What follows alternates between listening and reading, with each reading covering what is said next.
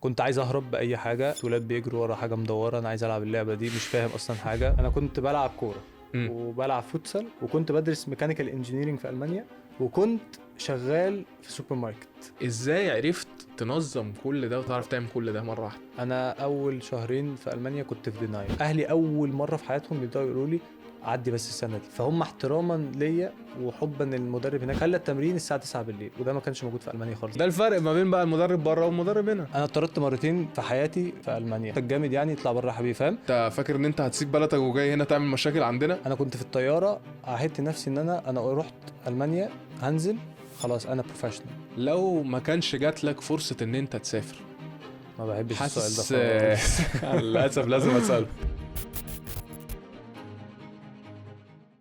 ازيك يا اسلام؟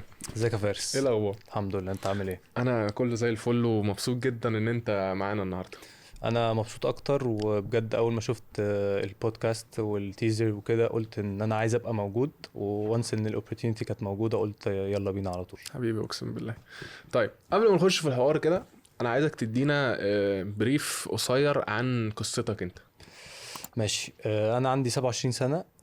سافرت بعد المدرسه على طول، خلصت اي جي، وبعد كده قلت عايز اتعلم بره عشان عايز العب كوره. طبعا كنت العب في وادي دجله، فعايز اروح حته كويسه في الكوره. ففي مصر برضو الدنيا، وادي دجله كان ليفل طبعا ناشئين كويس قوي، بس كنت عايز ابقى في حته كبيره. فاخويا كان بره، فقلنا طب ليه ما اتعلمش بره، علشان مش هعرف اروح نادي كبير، فمش هعرف اخد اقامه. فدي قصه برضو ممكن نتكلم فيها. بس يعني سافرت المانيا، لعبت شويه، وبدات من حته قليله وقعدت اعلى شويه بالليفلز لحد ما رحت منتخب وبقيت في ليفل كويس. ما شاء الله. وبعد كده كورونا جت، قفلت المانيا خالص، فجيت لعبت هنا في مصر. هنا كان في اكسبشنز شويه، بره ما مستحيل يعني، خلاص ما فيش دوري يبقى ما فيش دوري خلاص. وبعدين رحت كام معسكر كده، وبقيت بلعب في ليفل مش اقوى حاجه. معسكر المنتخب. وبعدين دلوقتي بريبريزنت ايجنسيز بره مصر، ليها دعوه بسكاوتنج الولاد الصغيرين، من اول ان احنا نتبناك 100% من وانت بعد المدرسه، لحد ان انت عايز تجيت جود اوبورتيونيتي، نشوف الليفل بتاعك ونسكاوت لليفل يناسبك انك تروح تبقى في النادي ده، هم عايزينك، ما تبقاش بس رايح تعمل فتره معايشه وترجع. جميل قوي الموضوع ده. طيب تعالى ناخدها كده من الاول خالص. أوكي. انت قلت ان انت بدأت تلعب كورة، بدأت في وادي دجلة، ده كان اول نادي؟ لا، انا كنت في نادي ايسترن كومباني الشرقيه للدخان. ايوه. لعبت فيه صغير قوي، كان عندي 9 سنين، لعبت سنتين. انت بدأ من بدري. وبعد كده 2011 رحت وادي دجله. ايه اللي خلاك عايز تلعب كورة؟ هل كان الموضوع من الاب؟ يعني انا مثلا من عندي بابايا كان بيلعب كوره، فكان طالع حابب قوي فكره ان ابنه يطلع لعيب كوره برضه، وجرب مع اخويا الكبير وما نفعتش، فجاء دخل عليا انا بقى ايه، يلا عايزينك تلعب كوره.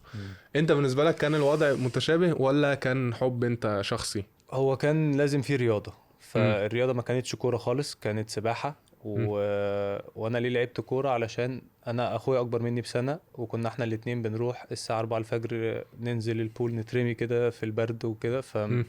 كنت عايز اهرب باي حاجه، فلقيت ولاد بيجروا ورا حاجه مدوره، انا عايز العب اللعبه دي، مش فاهم اصلا حاجه. 4-5 سنين، فعايز اخرج بس من فكره الميه والبرد وتمرين الصبح ومش عارف ايه.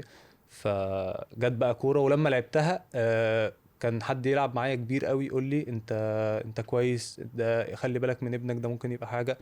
فحسيت ان انا شايف نفسي في الحته دي، في مشروع كوره، حد مقدرني واي جيت ابريشيتد بطريقه معينه، خلتني احس ان انا وانا صغير طبعا، يعني عارف لو حد قال لك كلمه كويسه بتحبه اصلا، فاهم؟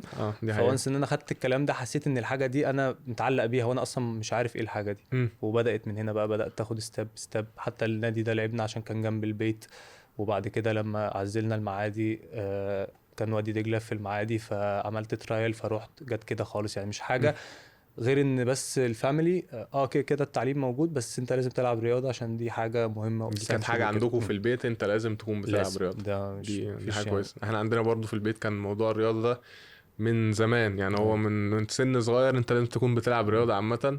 وشبيه جدا اللي انا برضو اترميت في حته الكوره دي، اللي هو لقيت من سن صغير ناس بتقول لي على فكره انت ابنك ممكن يبقى لعيب، واللي هو انت بتلعب كويس وبتاع، فالدنيا ايه مشيت بقى في بحس بتبان قوي وانت صغير. يعني انا وانا كبير دلوقتي ممكن اشوف ولد عنده 5-6 سنين بيجري بس بالكوره كده، هو ما حدش علمه يجري بالكوره ازاي، بس هو عنده حاجه. وممكن بقى. واحد يبقى في الليفل ده مش كده، بس لما يكبروا ممكن يبقوا قريبين من بعض. فرق بقى مين اهتميت بيه اكتر ومين هي كل حاجه تمرين في الحياه يعني، مش حاجه في موهبه 100%، بس الموهبه بتيجي بان لازم انت تتطور. بتمرنها 100%. أيوة. هي دي مش حقيقة حاجه فعلا. تبقى موجوده كده لوحدها يعني. احكي لي عن دور الأسرة في حتة الكورة، اللي من الكورة من السن صغير. انا عارف انت طبعا بيبقى عندك مدرستك كده كده والتمارين بقى، فانت لازم تروح التمرين وترجع من التمرين، وبعد المدرسة حد يجيبك وكده. هل عيلتك كانت بتسپورت حتة ان انت تكمل في حتة الكورة، ولا حاسس ان الموضوع كان يعني عبء؟ بص هم كان ليهم دور كبير قوي، بس الدور ما جاش مره واحده يعني. ما كانش مره واحده. احنا عندنا حاجه كبيره، عشان لو كانت كده ما كنتش هلعب كوره، كان هيبقى برضو في حاجات تانية اهم. مم. فهي جت واحده واحده عشان ربنا عايز ان احنا نروح للحته دي. اول سنتين انا كنت قاعد في الهرم، كنا عايشين في الهرم، وكان النادي قريب قوي من البيت يعني ربع ساعه، والمدرسه قريبه وكل حاجه. فالموضوع ما كانش صعب خالص يعني. كان نخلص مدرسة برضو ماما تعدي تاخدنا نروح التمرين، نخلص تمرين العادي اللي هو اللايف مم. ستايل، اللي هو فيه سندوتشات بانيه بعد التمرين وبين المدرسة والحاجات دي مكرونة خالص. وبانيه. جاهزين له للداي.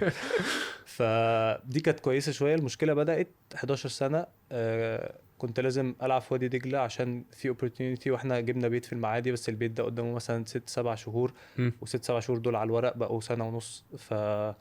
فكنا في الهرم، والمدرسة في الهرم، والتمرين في وادي دجلة في المعادي. مم. والمشكلة بقى الكبيرة ان التمارين في مصر بتبقى بعد المدرسة على طول يعني. انت بتخلص مدرسة 2:30 3 الا ربع، التمرين 3. فانت لازم تاخد اكسبشن من بس المدرسة، يا اما اخر حصة دي نجيب حد ماما تعدي تقول لازم اخد ابني، ده في حوار، ده في ظرف، نحور. حتى برضه الفاميلي نفس بيساعدوا الحاجة. قوي ان احنا يعني بنعدي اليوم باليوم، فاهم يعني. أيوة. اليوم عدى خلاص. لا دي حقيقة فعلا. مم. انت في النوادي برضه في مصر بحس ان محدش بيهتم خالص. يعني انا فاكر في مدرب في انبي، انا كنت في المدرسة واليوم ده معرفتش يعني، ما رضوش يخرجوني بدري، فانا رحت له التمرين متأخر. فقلت له معلش يا كابتن والله المدرسة ما رضتش تطلع. قال والله بص لي قال لي هو انا مين قال لك ان انا عايزك تدرس اصلا؟ فاللي هو كنت اللي هو، وساعتها لا كنت لسه صغير، فانا بالنسبه لي كان رياكشن اللي هو ايه ده يا جماعه مش. وهو المدرب ده لو ابنه بيلعب كوره، هو بيركز له على التعليم اكتر من الكوره كمان. هو بس بالظبط. عايز ياخد الاستفاده ال 100%، لان هو موظف. هو مش احنا المدرب الكويس قوي بيبقى في الليفل العالي، رغم ان انا شايف المدرب الكويس المفروض يبقى في الليفل تحت، علشان يبني حاجه اللي فوق اسهل حاجه تكمل يعني. ايوه. يعني انا شايف ان فوق انت اصلا ممكن تلعب سهل، لان انت خلاص اتاسست كويس قوي. احنا التاسيس شويه ما رخم. بنأسس، دي المشكله، احنا مفيش بنأسس. حتى المدربين دلوقتي اللي بشوفه، المدربين بتوع الناشئين كله بيبقى مركز في اللي هو انا هاخد استفادتي من اللعيب ده دلوقتي، مش مهم بقى بعد كده. ما أيوة. بفكرش في المستقبل، بفكر دلوقتي انا عايز اوصل لنجاح بس. انا بقول لك اعرف ناس كتير قوي بتلعب في الماتش في الاسبوع 6-7 ماتشات كل يوم، وولد صغير عنده 14 سنه، ما فيش تكوين عضلي، ما فيش، هو مش متاسس ان هو يعمل كده. انت اصلا بتلعب الرياضه دي لحد 14 سنه، ما ينفعش اصلا تاخدها باي كومبيتيشن، باي ضغط نفسي، باي بريشر. لا، انت بيبقى الولد عنده 12 سنه والمدرب واقف بيزعق ولازم نكسب، ولو ما كسبناش انا هعمل واسوي. واصلا انت ده بيخلق حاجه للولد كده بتخليه اصلا خايف من الكوره يعني. يعني احنا في مصر هتلاقي لعيبه كتير بتستخبى ليه، لان هو عنده اعتقاد كده في دماغه، انا لو غلطت هتحاسب ده، سواء بزعيق، بنظره، بان انت اصلا تحط في ليفل اقل من الليفل بتاعك. فانت مش طالع، انت بتلعب اللعبه دي ان دي لعبه، مش هي بقت شغلانه في بيبقى في مصر. بريشر زياده.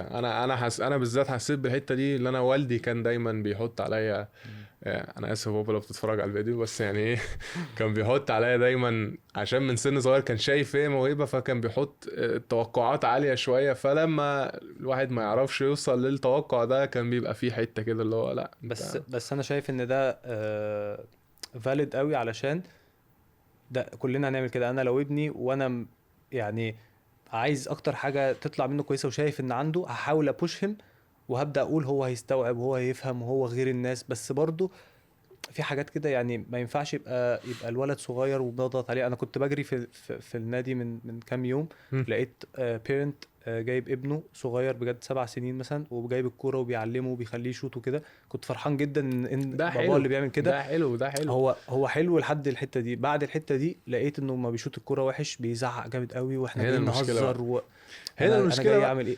فبحس انت عايز تساعد ابنك، بس مش كل حاجه بتساعد صح. فاهم قصدي؟ انا لما سافرت ما كانش معايا ايجنسي، ما كانش معايا وكيل. ومش بقول ان دي حاجه ضروريه ان هي تبقى موجوده، بس بقول ان لما انا رحت انا سعيت بدماغي انا، بطريقتي انا، بالناس اللي انا اعرفها، بالكونكشنز، بكذا بكذا بكذا. آه، لو في ايجنسي هتوفر ده، بس لو انت ما عندكش النوليدج ما تساعدش. فاهم قصدي؟ يعني انت كأب حتى او كبيرنت عموما عايز تساعد، ساعد بان انت توديه للحته. يعني ماما كانت بتوديه التمرين، ما بتقوليش ابقى اعمل باس ازاي. كانت بتسبورت ان لو الكوتش مثلا بيزعق او كده بتقول لي احنا ملناش دعوه، احنا نبقى قدام شويه احسن، كلام سبورتيف كله. انما تقول لي بقى العب ازاي واعمل ازاي، هي اصلا ما لعبتش. فاهم قصدي؟ يعني مش انكلودد. فاهم؟ انا بالنسبه لي الموضوع ده مهم بالذات في السن الصغير. انت بتشوف في السن الصغير انت اهم حاجه ان انت تتبسط، أيوة. انت تتنم تتبسط، بعد كده واحده واحده بقى انا تاخد ضد الموضوع. اي بريشر قبل 14 سنه. انا متفق معاك مم. 100%. 100%. طيب انت قلت انت كنت في وادي دجله سنه. انا رحت 2011 وادي دجله. 2016 اتخرجت من المدرسه وسبت وادي دجله. قبلها ب6 شهور، يعني في شهر واحد سبت وادي دجله، وعملنا حاجه كده يعني. انت وادي دجله انت كنت كده كنت دفعه مرموش؟ لا، مرموش 99، انا 98. انا اوكي كنت، كنت بس انا برضو جيلي 98 ده كان مرعب مش مم. طبيعي. يعني في ناس لا يا كتير وادي بتلعب. دجله ناشئين عامه عارف كان عارف محمد محمود اللي بيلعب في الاهلي، اللي راح دلوقتي الاتحاد اظن او كده، محمد محمود اللي جاله 2 ايوه صليبي ايوه. ورا بعض، ده كان معانا في الناشئين. مش طبيعي. مم. لا، بيعمل حاجات بره الكوره خالص. يعني ده بيلعب لعبه تانية. واحنا كمان الناشئين بيبقى الملعب نجيله صناعي مش طبيعي. مم. وده اصلا بحسه برضو مش صح قوي، عشان بيأثر على الركب والغضاريف والظهر لا كان بيطلع عينينا في دجله. واللعبه اللي على الصناعي دي لعبه، والملعب الطبيعي ده لعبه تانية خالص. لعبه يعني مختلفه. كنترول مختلف وكل حاجه مختلفه. الولد ده كان بيعمل حاجات مش طبيعيه. مم. بس هي حظ، يعني مش حظ برضه، هي توفيق كرة ورزق. ارزاق، انا بشوف الكرة رزق ارزاق. وتوفيق وكذا حاجه وكونكشنز وحاجات كتير قوي. بس جيلي 98 ده في وادي دجله كان مرعب بجد. انت تقدر تقول لي انت لما رحت وادي دجله ده كان بدايه لما بدات تاخد يعني الكوره بدات تقلب جد معاك؟ كان لما رحت ليه بدات بقى؟ تروح وادي دجله؟ عشان وادي دجله ماسكها مستر ماجد سامي. كان عامل اصلا اكاديمي بس مش موجوده دلوقتي خلاص، اسمها جي ام جي ده. بياخد الولاد من غير فلوس خالص. يعني مش بيحتاج فلوس. عشان كده بيقعدهم، بيعلمهم، بيخليهم يتمرنوا. هم عايشين للكرة بس. وجي ام جي دي موجودة في العالم في حتت كتير، وموجودة في غانا، وموجودة في كذا حتة. وبيعملوا بقى حاجات احنا ممكن نقعد نتريق، اللي هو ايه، الولد يبقى لحد مثلا 17 سنة عمره ما لعب دوري في حياته. مم. وهنا واحد يبقى ابنه مثلا عنده 12 سنة يقول ده انا ابني لو ما لعبش دوري كده يقل خبراته هي اصلا اللعبة مش الدوري. والولاد بتوع الجيم جي دول كلهم لما نزلوا، يعني خلاص قفلوا الاكاديمي ونزلوهم وادي دجلة، كلهم راحت لا الكويسة. لا انا عارف لا. وكلهم انا دفعتي وادي دجله الفرقه بتاعتنا كان معظم الفريق طالع من جي ام جي، اه واللي هو دلوقتي بيلعبوا دوري، كريم الدبيس، احمد شريف، كل الشباب كريم دي الدبيس دول الناس كلهم دي صحابي طالعين جدا، عشان انا عارف الشباب دي. يا وفي راجل بقى طبعا. اصلا. وفي الناس الكبار بقى عبد العاطي وهلال اه وبسام وليد. الناس دي كلها جامدين جدا. ليه؟ الناس دي اصلا احنا كنا في الساحل. في ولد كان بيلعب كوره في مراسي اظن، مش عارف ايه. فواحد صاحبي من الجيم جي اسمه احمد سعيد مم. قال له اعمل كنترول برجلك، اللي هتجيبه برجلك هجيبه بكتف واحد. هما بيتمرنوا اصلا على كل حاجه. الولد جسمه مع الكوره فاميليار قوي. فاهم؟ انا ممكن ابقى قاعد ما بقعدش قدام مايك كتير فحركه، فحد يقول لي لا مش عارف ايه الدنيا مش احسن حاجه، عشان انا مش بشوف ده كتير. فاهم؟ لا، هم الولاد عايشين مع الكوره، هو بيناموا في جنبهم فريز كوره، انت كده بيروحوا. كده عارفه اللي هو اللي بيكلمها. اه بيكلم الكوره الكورة. بجد. احمد سعيد ده جاب بكتف واحد عدى ال 600. ما شاء والولد الله. مشي خلاص، سابه بينطط ما بكتفه ومشي. طبيعي فاهم؟ خلاص هو لازم امشي. اعمل ايه يعني؟ فالكوره بجد افورت قوي. والناس دي تعبت لان الناس دي كانت متغربه، وكانت متغربه في بلدها. يعني كانت قاعد مم. في البلد بيشوف اهله مره في الاسبوع او مره في الاسبوعين. هي كارير كامل، لايف ستايل. الكوره لو مم. خدتها ان هي شغلانه مش تنجح فيها خالص. انا متفق معاك وانت عارف يعني احمد وكريم والناس دي.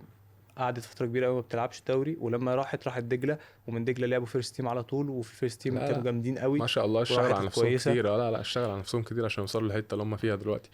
انا اقدر اقول من ناحيتي انا لما رحت وادي دجله في 2014 تقريبا، أوكي. كان ساعتها بدأ الموضوع يقلب جد بالنسبه لبابايا ككوره. بس بابايا كان دايما بالنسبه له دراسه رقم واحد ايا كان. انت عندك في البيت كان الوضع كده، ولا لما اهلك بدأوا يشوفوا ان انت ممكن توصل لحاجة للكورة كان اللي هو بقى ايه، تعالى نركز فيها اكتر، ممكن يعني دراسة مهمة بس ايه الكورة دلوقتي البايوريتي بتاعتنا؟ هقول لك قول. انا مقتنع بكلمه واحد قالها لي مش كبير برضو، قال لي كل واحد بياخد التربيه اللي تنفع له. يعني م. انا ممكن اشد عليك علشان انت محتاج ده، ممكن واحد تاني تسيبه خالص عشان هو محتاج ده.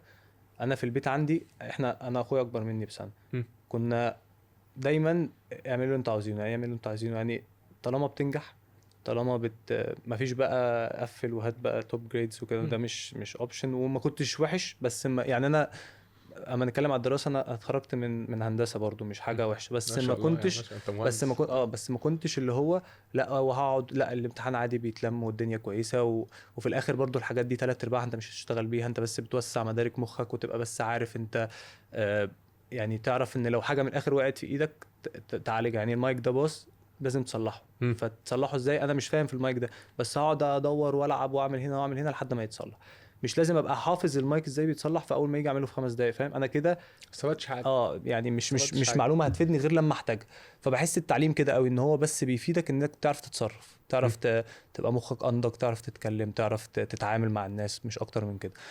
ففي البيت عندنا كان طالما انت قدامي وانا شايفك وبتروح وبتيجي وكويس، وكمان الكوره كانت بعدنا عن حاجات كتير قوي غلط. م. ف فبابا احنا نازلين نلعب كوره، بابايا اصلا ما كانش بيلعب كوره خالص، كان عايش في السعوديه.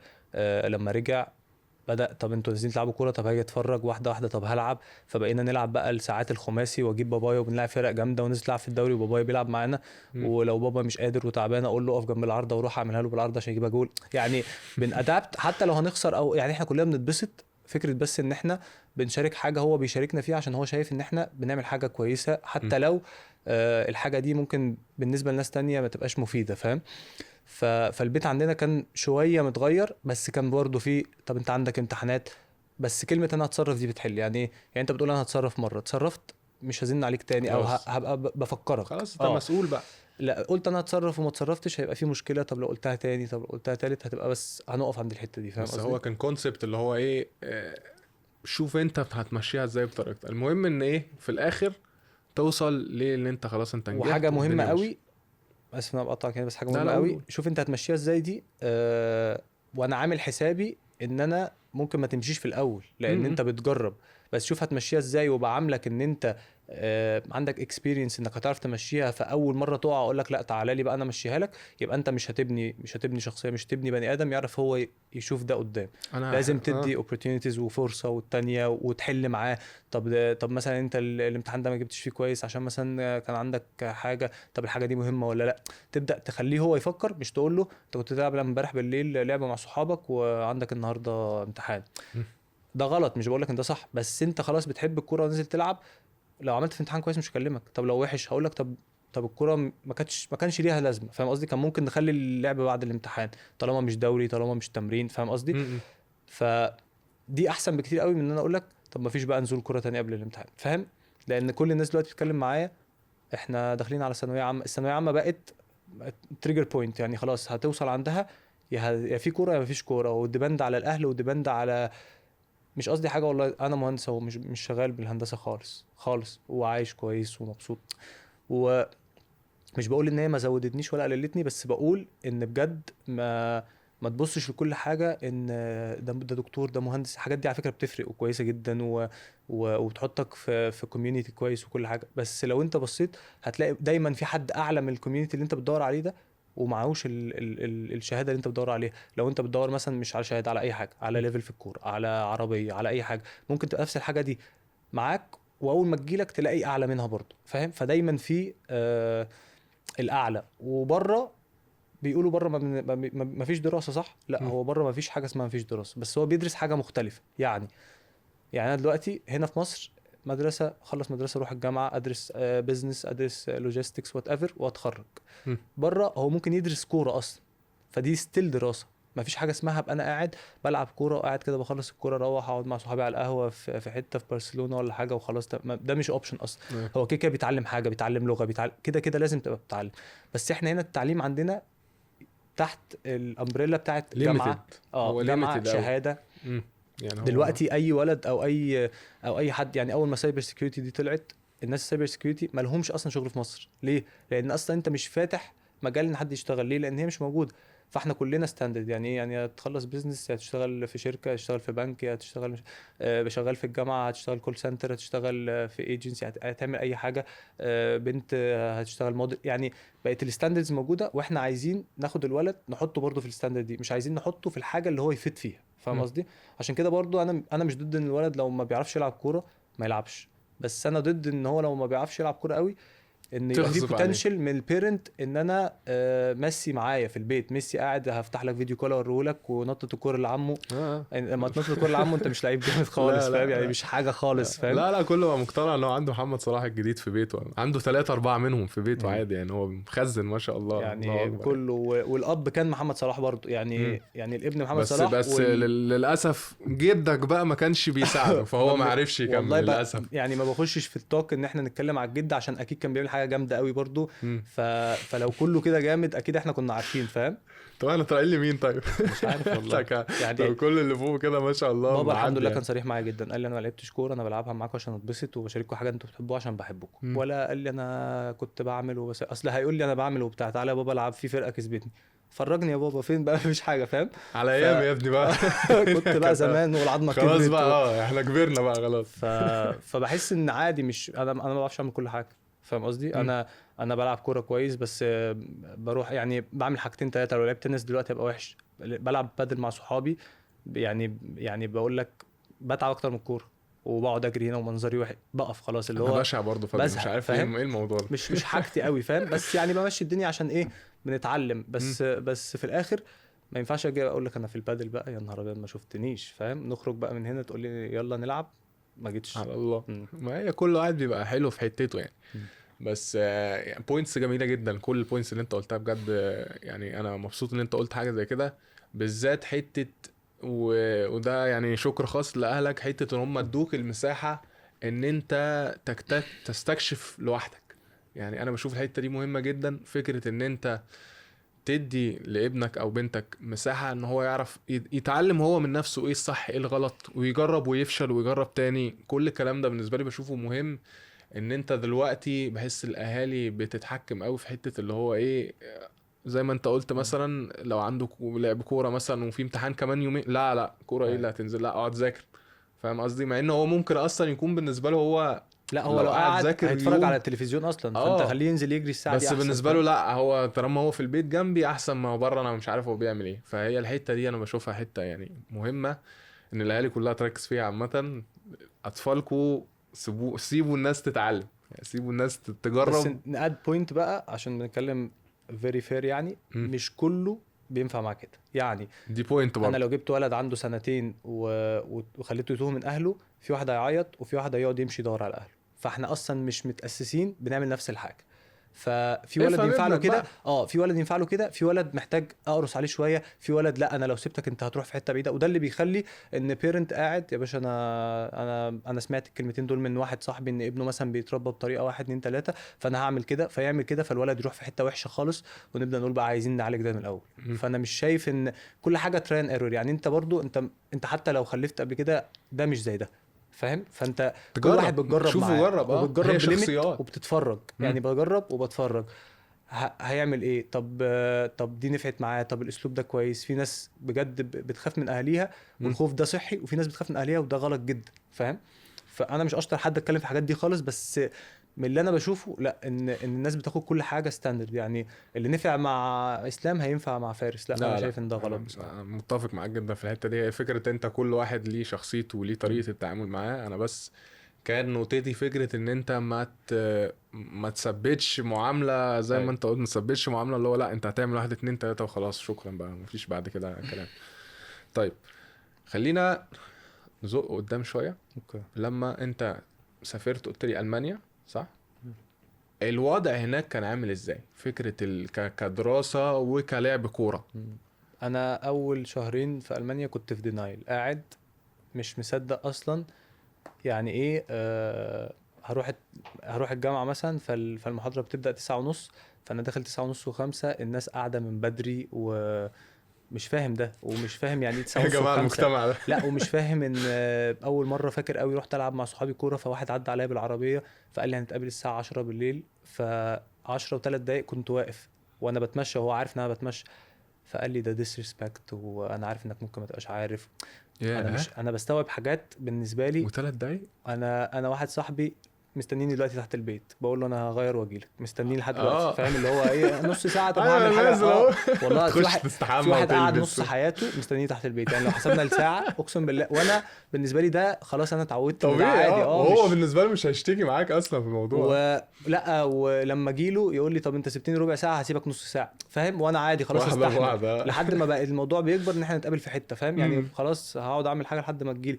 وما ناخدهاش بيرسونالي قوي، لا بره بجد. يعني الباص في ابلكيشن بره، الباص بتفتح على دي بي، تخش تلاقي الباص بيجي مثلا 9:48 بيمشي 9:49، فانت 9:50 خلاص. فوت. وخلاص دي بالنسبه لي مفيش حاجه اسمها خلاص، فاهم. وحاجات بقى كتير مش بس كده، وكالتشر وايز. وكمان معظم الجامعات في المانيا، ما اعرفش حاجات بره قوي، بس في المانيا مم. معظم الجامعات ناس كتير قوي من حتت كتير قوي قوي. مم. فانت اصلا عشان تستوعب كل الجنسيات دي وتستوعب الرولز بتاعت البلد وكده، قعدت شهرين بجد مش فاهم إيه اللي مش فاهم بعمل ايه، مش مركز في اي حاجه غير ان انا حاسس ان انا دايما بغلط، حاسس ان انا الناس مش هتاخد فكره وحشه عن مصر، وانا برضو بقى مسافر اللي هو ايه بلدي وهرفع اسم اللي هي برضو ده طالع 17 سنه دي انا سفير. طالع انا سفير وشايفها بصوره ضغطاني، عشان برضو عشان بسمع في التلفزيون اكتر، فاهم يعني. مم. يعني بفتح يوتيوب بشوف اللي سافر بيتكلم ازاي وبتاع، هو عاش وبيقول الملخص اللي هو عاشه، دي حاجه. وفي غلطات كتير قوي هو مش هيقولها، مم. فاهم يعني مش هيطلع يقول والله انا كنت بتاخر، انا راحت عليا نومه وما رحتش التمرين. ولو هيقول دي هيقولها فان واي ان انا كمان بغلط، بس هو عاش حاجات ابشع من دي بكتير قوي، ومش مش هتتقال، فاهم. هو ده عيب السوشيال ميديا عامه، اللي هو مش هيوريك الوحش، هو انا مش شايف بيوريك ده بقى، انا رايح الهايلايت. شايف ان الدنيا سهله، وان انا اجنبي وكمان شكلي مختلف، فباين ان انا مش تبعهم، مش تبع يوروب كلها. مم. فلما اقول انا بلعب كوره هقف بقى وانقي، هقف واشوف ده هيقول لي ولا لا، ده فاهم. مم. مش كده خالص. واضطريت اكلم ناس واجيب كونكشنز من مصر، ونكلم ناس هناك عشان يزقني في حته، عشان أنا رحت حته ليفل مش اعلى حاجه خالص. بدأت دخلت في موضوع الكوره ازاي بقى؟ الكوره هناك. دخلت هناك ان انا رحت منطقه معينه مم. فيها الجامعه. انت فين في المانيا؟ كنت في دوسلدورف، اوكي. يعني كان مدينه صغيره جنب دوسلدورف، مم. اخويا كان عايش فيها. ماشي. فانا رحت قبل كل ده خالص، كنت رايح فاونديشن يير قبل الجامعه، تمام. وخلصت فاونديشن يير ورجعت مصر. وبعد كده سافرت بقى السفريه، يعني سفريه الجامعه كانت احسن شويه يعني انت رحت فاونديشن يير اول سنه، ما فاونديشن لعبتش يير دي كوره ساعتها؟ لا لعبت، بس لعبت ازاي بقى، كتبت على الانترنت انديه جنبي في الفوتبول كلوبس دي مي، ونزلت اروح اتفرج على النادي، فمش عارف اكتب فوتبول كلوبس، فلاقي افها اخن ده بعيد عني 3 ساعات. بس مم. انا مش مستكبر 3 ساعات، بس عايز اروح اتفرج، عايز اشوف، لان الانديه اللي موجوده التانية بروح. النادي بره مش زي هنا، يعني هنا وادي دجله انت في ممبرز، وبتروح تلاقي ناس قاعده وناس بتلعب ورياضات كتير. هناك نادي كوره يعني جيت، وممكن ما يبقاش فيه جيت كمان، مقفوله، ملعبين 3 4 تريننج سنتر، جيم، ملعب استاديوم بتتمرن عليه الماتشات وكده، مم. خلاص. فانت لو رحت وما فيش حد هناك انت مش تعمل حاجه، مم. يعني مش رايح النادي بقى ومفيش حاجه خالص. انا ممكن ابقى يعني اشير الاكسبيرينس دي اللي في برشلونه، هو نفس الكلام زي ما انت قلت. انت بتخش هو ملعب كوره، في رياضات تانية مثلا او حاجه، لوكر روم، ستاديوم، شكرا خلاص خلص الموضوع. ف لفيت يعني شويه، سعيت في الموضوع ده شويه، وما كانش اسهل حاجه. فكنت انا عايش في الكامبس بتاع الجامعه، مم. في الدورمز دي كانت اصلا مش جوه الجامعه، احنا كنا بندفع باكج وتاخد مواد. نجحت في اوكي. المواد كلها، في جارانتي من المكان ده انك تخش الجامعه، اسمك اوريدي موجود في الجامعه من اول يوم بتروح، انت بتاخد التاشيره انك رايح الجامعه دي. اوكي. بس اول سنه دي بتبقى تمهيديه، ماشي. فاونديشن خالص. مم. لو ما نجحتش، هم 4 مواد مهمين، لو ما نجحتش في مادتين منهم ممكن تعيد ماده او 2. 3 مم. مواد ما ينفعش تعيد، اوكي. ما ينفعش ترجع تاخد بقى، سنه تانية، خلاص كده شكرا. ترجع مصر بقى خلاص. فكانت اصلا سنه بريشر موت. اهلي اول مره في حياتهم يبداوا يقولوا لي عدي بس السنه دي. كنت دافع اظن 20,000 يورو او حاجه كده، مم. ما كانش اليورو زي النهارده، بس كانت نفس الفكره شويه، ان هو هم ما كانوش بيتكلموا فلوس، بس كانوا بيتكلموا كونسبت ان انت لو ما عدتش في 2 فانت مش هتعرف تروح اصلا. مش ما فيش اوبورتيونيتي تاني، هتضطر تخش جامعه في مصر، تقعد سنه، بعد السنه تقدم هناك، يا تتقبل يا لا. دي كانت ميزتها ان هي انت اسمك اوريدي في الجامعه، فاهم قصدي؟ ف كنت مضغوط شويه في الحته دي بتاعه الجامعه وكده. بس في الكامبس بتاع الجامعه لعبت كوره مع شباب، فواحد قال انا هروح نادي اجرب. فالنادي ده طبعا انت بتروح بقى ناس كبيره وعواجيز، مش عواجيز بس، واحد كبير عادي الجسم مش لازم يبقى احسن حاجه، بيلعبوا كوره لذيذه بس مش مش ده اللي انت عايزه. يعني مش اماتير ده ليج ايوه. بحت. يعني عارف ساندي ليجز ساندي بتاعت، ليج كنت بس لسه ساندي اقول لك. ليج ايوه. موت يعني، مش خالص. فقالوا لي ايه ده انت كويس قوي، تعالى العب معانا ومش عارف ايه وكده. طبعا بالنسبه لي انا لو مضيت في النادي ده مش عارف همشي ازاي. انا في مصر بعرف اكلم مين، اعمل ايه، هناك انا ما اعرفش. فممكن امضي على ورقه اقعد معاهم بقى 5 سنين كده بتوع الجامعه، فيبقى كل حاجه تلبس بوظت. بقى. فما استعجلتش. بلس ان من جوايا انا كنت حاسس اللي انا فاهمه في مصر، ان انت لو بتلعب درجه رابعه فانت لعيب درجه رابعه، لو بتلعب درجه ثالثه فانت لعيب درجه ثالثه. صعب قوي تجمب الليفلز. فلو حطيت نفسي في الليفل ده، اكون طلعت الليفل اللي انا عايز اوصل له، هقعد 40 سنه 40 سنه وهبقى يعني ده كده شكرا، فاهم؟ ممكن اصلا ما اوصلش الحته دي. فقررت لا ادور تاني، لا ادور تاني، لا ادور تاني. انت كل ده اول سنه في فاونديشن ولا ده بعد دي في ما اول رجعت؟ سنه، كل ده كل في ده اول في اول سنه. سنه لسه. اوكي. قعدت اصلا 4 شهور. اصل المواد اصلا بالنسبه لي سهله، انا كنت اي جي. اي جي ده بريتش شويه، فالدنيا سهله. فلما رحت هناك الحاجات دي ما كانتش صعبه عليا خالص، وكنت واخد الماني هنا في الاي جي عشان بلاننج ان انا هسافر وكده. فسهلت يعني الموضوع ده كله، ما كانش صعب بالنسبه لي الدراسه. بس كنت قلقان ان انا مش عارف في الامتحان في الفاينل ممكن برضو ما انجحش. يعني دايما انت حاسس ان انت حياتك واقفه على الحته دي، فخايف منها حتى لو اللي انت بتاخده سهل، فاهم قصدي؟ فدورت لحد ما لقيت نادي درجه 7 في المانيا. المانيا 11 درجه، لقيت نادي درجه 7. في واحد كان بيلعب سفايتا ليجا درجه تانية في المانيا، بس كبر شويه وجاله اصابات وبتاع، فبيلعب في النادي ده عشان مع صحابه. منتاليتيز برضو بره، انت لو عادي يعني ممكن تبقى مع صحابك وقاعد بتلعب، مش فارق معاك قوي انك توصل في ليفل عالي. في كده كتير على فكره. معظم الناس اللي بتبقى عايز توصل قوي في الكوره مش بيبقى في بلده، يعني بيبقى حتى لو في انجلند مثلا وانت كويس قوي وانت اوريدي اصلا بريتش، بتطلع تلعب في اليونان، بتطلع تلعب في حته، عشان الغربه بتفرق قوي عن ان انت قاعد مع صحابك وفي بيتك وكده. الحاجات دي بتضيع حاجات كتير قوي. ف قلت هلعب في النادي ده عشان ده كان اخر اوبورتيونيتي عندي. لعبت في النادي ده، كنت كويس قوي.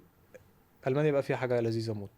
في ويب سايت اسمه fuba.de، تخش على الويب سايت ده، تكتب اسم اللعيب، بيطلع لك لعب كام ماتش في المانيا في اي ليفل في ال11، في انهي نادي، في كام دقيقه، اتغير في الدقيقه كام، خد كام يالو كارد، خد كام ريد كارد، فري ترانسفير ولا لا، راح الانديه بكام، في كل حاجه. ده لكل الدرجه اي لعيب، 11 مفيش درجه؟ لعيب بيلعب في المانيا مش على fuba.de كله. ده حوار جامد موت ده. حلو. بس عشان تكنترول هنا برضو، احنا بدأنا ترانسفير ماركت ده من سنتين للولاد ده الصغيرة. مؤخرا. وده حتى عشان بيبقى اللي تعمل هو ده درجه مش اولى صعب. تانية وقفل على عشان كده. تعمل ده صعب شوية، بس اي حاجة دوبل يعني طالما حد عملها سهلة تعمل. بس لذيذة بقى في ايه، ان انت هتمشي من نادي لنادي، هيقعد بقى يقول لك ده انا هسأل عليك، وانت مش هتفتح الويب افتح يا سايت باشا. لعب كام ماتش، حاجة اصلا من الاتحاد الالماني اصلا هم اللي عاملينها، فما ينفعش تلعب فيها. يعني مش حاجه ينفع انا ابقى قاعد على الدكه وما بلعبش خالص واقول انا لعبت 50 ماتش. مش اوبشن. مفيش عم احمد اللي تروح تديله مفيش بقى 200 جنيه فيقول لك خلاص بقى ايه يا باشا لعب الموسم كله. لا ومفيش الحاجات دي خالص. ومفيش. وكان برضو في يعني ارتكلز بتنزل وكده، الحاجات دي ما ينفعش هنا في مصر. 200 جنيه دلوقتي يا فارس، هقول فارس راح الزمالك 200 جنيه دلوقتي، وخلي البيجز تكتب. وفي ناس اصلا غلابه كتير قوي بتكتب وبتتشاف، يعني مش بتكتب وهشوف انا وانت، لا في ناس كتيره بتبص عليها، فاهم؟ ونبدا مين فارس ده ومش عارف ايه، واجيب لك كام صوره اي. ما وصلش هناك الاي اي برضو لسه، مش يعني ما وصلش للناس اللي هتتفرج على الكوميونتي ده. فهتلاقي نفسك بقيت حاجه في الحته دي وانت اصلا قاعد ما بتعملش حاجه ومش بتلعب مش بتتمرن، فاهم؟ بره مش عارف انت بقيت لعيب كوره اصلا. بره مفيش الحاجه دي، فانت قصاد ده مش هتعرف يعني تلعب فيه. فانت قصاد ده انت رايح من نادي لنادي، النادي ده هيبص على الحاجات دي، مش لازم اصلا يكلم حد في النادي التاني، او مش لازم يسال في الاتحاد. هو يفتح الويب سايت يقول لك انت كويس ولا لا، وستيل هيشوفك برضو، يعني مش هياخدك كده وخلاص. فلعبت كل الماتشات، ومن ما كنتش يعني الولد السترايكر ده فالكاو ده اللي انا رحت، ده اللي حمسني شويه، اللي كان بيلعب في تسفايت كان بيلعب في درجه ليجا. ثانيه. انا كنت اكتر واحد جايب اسيستس وجولز بعده، يعني هو كان اوكي. ما شاء الله كل ماتش جول 2 3 انت كنت عادي. بتلعب ايه ساعتها؟ انا كنت بلعب وينج رايت وينج ليفت، اوكي بس ليتلي بقى بقيت ميدفيلد بلعب 8، ماشي. يعني بلعب نص ملعب سي ام بهاجم يعني شويه.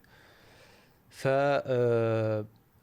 لعبت شويه معاهم مع النادي، وبعد كده خلصت السنه دي نجحت رجعت. بعد ما رجعت كلمت بقى الناس اللي في مصر، انا هروح النادي ده، انا كده كده قلت لهم ان انا هلعب معاكم سنه وهرجع. امم خلصت السنه ادوني ورقه، ناس محترمين جدا، اتفق معاك على حاجه هيعملها لك، مفيش بقى طب هشوف طب مش عارف ايه. اداني ورقه ان انا مشيت من النادي ده. تمام. وبعدين رجعت مصر، كلمت بقى كل اللي اعرفهم في دجله، وكلمت ناس كتير قوي، كلموا لي ناس بره. فروحت على نادي احسن شويه. احسن شويه ده كان بيلعب سيمي بروفيشنال، ريجونال ليجا. ريجونال ليجا دي يعني احنا عندنا ايرستا ليجا، توايتا ليجا، تغيرتا ليجا، دول الثلاثه في الفيفا بروفيشنال. امم ريجونال ليجا سيمي بروفيشنال، درجه رابعه. درجه رابعه. يعتبر بالنسبه لمصر مش بالنسبه لليفل، بالنسبه لمصر درجه تانية. ليه؟ يعني نفس الكونسبت، لان بره الاولى الثانيه الثالثه في الفيفا اوريدي. في الفيفا يعني انت بتلعب بلاي ستيشن الثلاث درجات دول موجودين. احنا في مصر هي مش بروفيشنال، بس بالنسبه لنا بروفيشنال درجه واحده. فانت بره يعني انت في المانيا لو قاعد هناك الدرجه الثانيه ريجونال ليج، الدرجه الاولى بوندس ليجا. بوندس ليجا في 1 و 2 و 3، فاهم قصدي؟ فانا كنت بلعب ريجونال ليج اللي هي درجه رابعه في الترتيب. درجه رابعه بس تعتبر درجه تانية لو هنتكلم. لا يعني الانديه اللي كنا موجوده بنلعبها، دورتموند سكند تيم، مونشن جلادباخ سكند تيم، انديه اوريدي كلها ليفل عالي. اوريدي يعني كانت في الاول ثلاثه، فهو السكند تيم طبيعي هيلعب، لازم يلعب في الرابع. ومرموش مثلا لما سافر راح وولفسبرج. السكند تيم بتاعها ريجونال ليج، بس المانيا متقسمه كذا ريجن، فهو كان في ريجن تانية يعني. فلعبت درجه رابعه شويه، اللي هو قصدك مجاميع، اللي هو زي هنا مثلا مجموعه الصعيد ومجموعه كده يعني، صح؟ فعشان الصعيد يروح يلعب يعني في اسكندريه ده بالنسبه له سفر، فمش هيوديه، فخلي الصعيد لوحده وده لوحده. المانيا اكبر من مصر بكتير، فمش هينفع يخلي كله يلعب، يعني الدرجه تتلعب كلها. والدرجه اصلا مجاميع كتيره قوي يعني. يعني في يعني الريجونال دي 4 مجاميع اظن. يعني ما اعرفش لو اتغير الحاجات دي ولا لا، انا بتكلم 2018 2019. اوكي. رحت الفريق. رحت عملت ترايل، وبعد كده قالوا لي احنا هنوديك نادي تبعنا. ده كان ترايل، هنوديك نادي تبعنا اسمه هوني، وبعد كده تلعب فيه شويه 6 شهور، وبعد كده رجعت ترايل عشان العب. بعد كده لعبت شويه، فالدنيا بقت كويسه. ف يعني كان عندي اوبورتيونيتي اروح منتخب اولمبي مع شوقي غريب، كان هو اللي ماسك، وساعتها كان عندي الخلفيه، ما روحتش. وبعدين لعبت بقى حاجه تانية خالص وانا بلعب ستيل. كنت في الجامعه، فالجامعه عشان تخليني اعرف اسافر واروح واجي وكده، وتاجل لي الامتحان وكده، كانوا بيقولوا لي تلعب في منتخب الجامعه. منتخب الجامعه مش بيلعب كوره 11، بيلعب حاجه اسمها فوتسال. دي كانت بالنسبه لي مش حاجه خالص، مش فاهم اصلا ايه الفوتسال ده. بس انا بالنسبه لي جامعه يعني جامعات وكده، فهمشي الدنيا. طلع بقى ان هو مش جامعات، طلع ان ما فيش حاجه اسمها هناك جامعات. هو الجامعه مقدمه باسم الجامعه في الاتحاد، فانت بتلعب درجه في دوري في اتحاد عادي. وبره ينفع تلعب في، يعني ينفع تبقى لعيب فولي بروفيشنال ولعيب كوره بروفيشنال وباسكت بول بروفيشنال. فبالنسبه لهم الفوتسال والكوره مش رابطينهم ببعض، دي رياضه ودي رياضه، دي حاجه ودي حاجه. فاقدر امضي في النادي اللي انا فيه عادي درجه رابعه، واقدر العب في النادي بتاع الجامعه عادي. فانا رحت المنتخب بتاع الفرقه دي، عشان المنتخب ده بيجمعوا لعيبه الفوتسال كلها علشان يعملوا زي سيلكشن لمنتخب المانيا.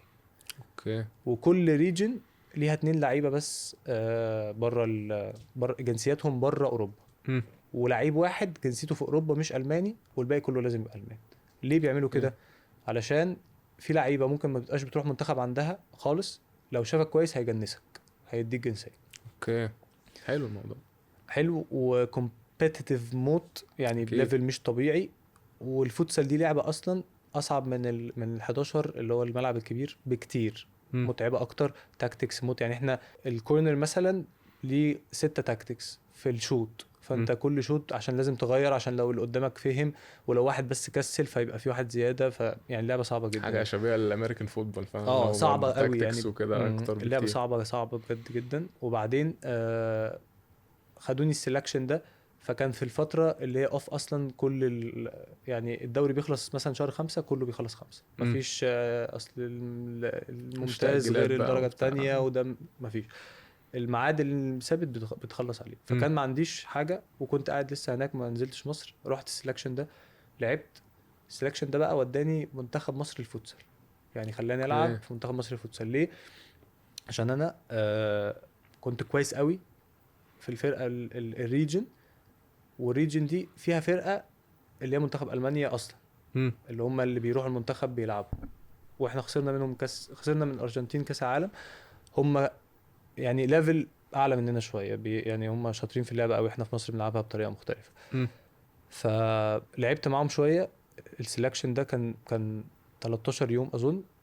وبعد ال 13 يوم لقيت حد بيكلمني كول، في واحد اسمه جاد بودا عايز يتكلم معاك. مين جاد ده؟ اتكلمت معاه قال لي انت لعبت منتخب في حياتك قبل كده رسمي؟ سافرت معاهم؟ لا، رحت مم. بس تجمعات مش عارف ايه. طب ايه طيب احنا ممكن نعمل opportunity ان احنا نحط اسمك من الناس اللي ممكن تتجنس تلعب منتخب المانيا طالما انت ما لعبتش. لو انت مم. عايز فكر ورد عليا. مم. اتكلمت مع اهلي وقلت لهم بيتكلموا معايا في كده ومش عارف ايه. طبعا اهلي جنسيه ويلا وكل الكلام ده. بس انا حسبتها كوره خالص، ما حسبتهاش اي حاجه تانية. قلت المانيا اصعب بكتير والليفل هناك عالي قوي، وده فوتسال اصلا غير الكوره وانا عايز العب كوره وكده.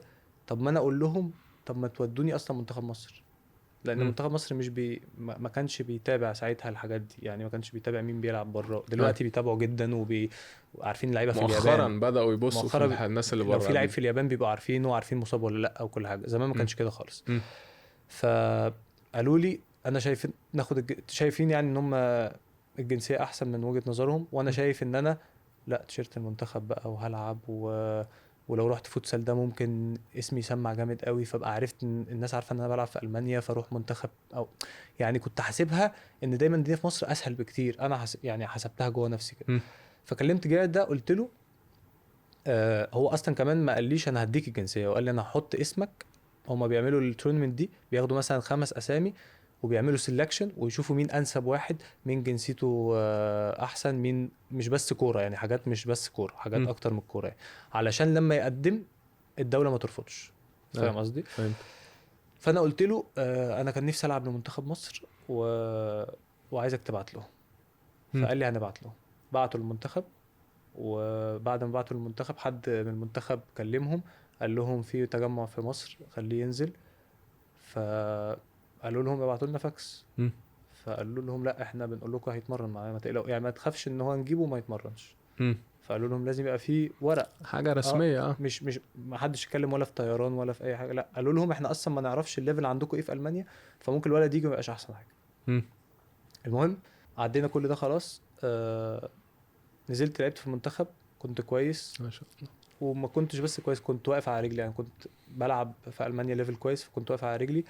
وكان في مدربين فيري فير، يعني مش بقول كده عشان حاجه، هم في ناس كتير منهم مش موجودين يعني. مم. بس فيري فير، الكويس هناخده مم. ايا كان.